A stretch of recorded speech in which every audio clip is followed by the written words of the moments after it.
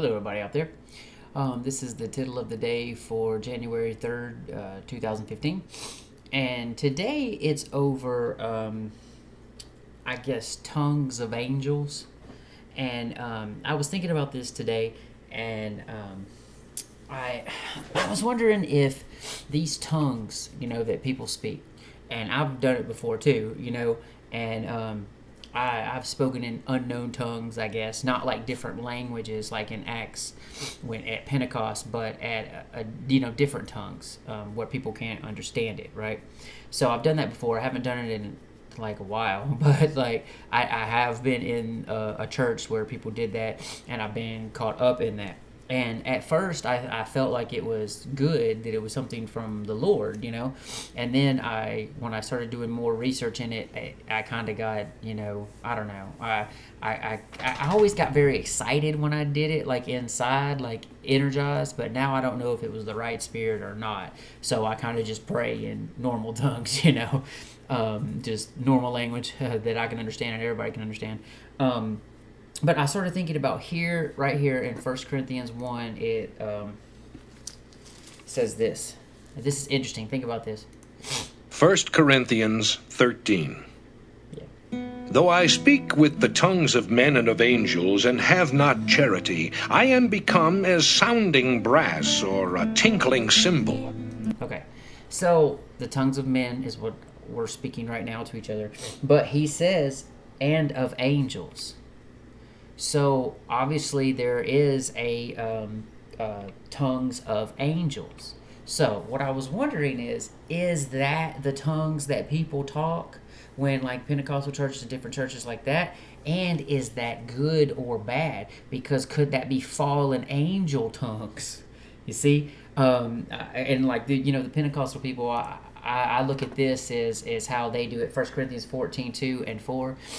For he that speaketh in an unknown tongue speaketh not unto men, but unto God. For no man understandeth him. So that's not a different language, because some man would understand him if it was a different language, you see. For no man understandeth him. Howbeit in the spirit he speaketh mysteries. Okay, so this is not like an earthly language that he's speaking, or else somebody would understand it.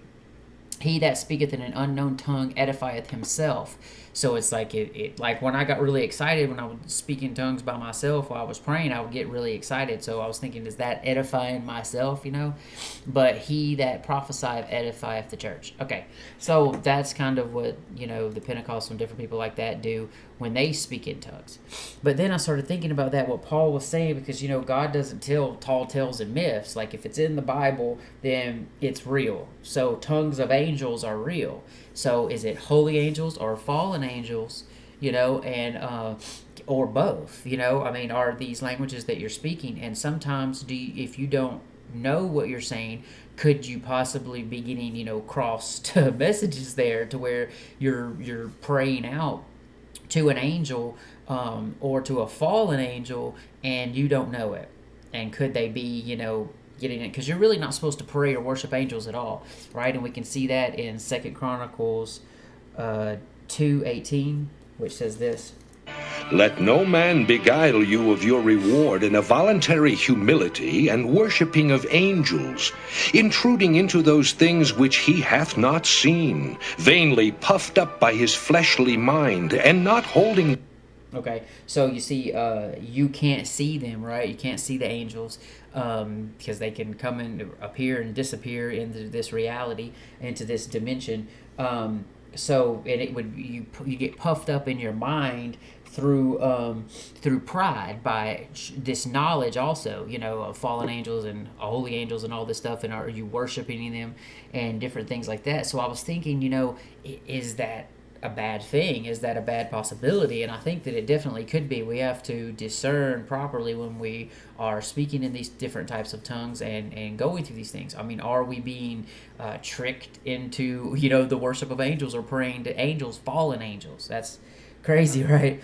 And then we definitely know, we're not supposed to do it. But I think it could be to fallen angels, because a real angel, holy angel, would tell you not to do it, would stop you from doing it. And we can see that in Revelations 22, 8 through 9, which says this. And I, John, saw these things and heard them. And when I had heard and seen, I fell down to worship before the feet of the angel which showed me these things. Then saith he unto me, See thou do it not. For I am thy fellow servant, and of thy brethren the prophets, and of them which keep the sayings of this book. Worship God. Okay, so you see, a holy angel would tell you not to do that. Would be like, don't do that, don't. And Paul pretty much makes it true that, like, if you are going to do that, especially in the church, you have to have an interpreter. Whether it's a foreign language that you're speaking in tongues, or like an angelic language, or however spiritual language. You have to have an interpreter if you're in the church or around other people, because really it's for if unbelievers see it, then they may it may make them think you're crazy or something, and they may not want to be Christian, right? So that's just that's just a quick thought that I had about this, and could this be a possibility? If any of y'all have any comments or anything, let me know, because this is something I'm going to research more, and I just want to share it with y'all. Okay, well, wake and watch for Yeshua. God is love, and I love God. Amen.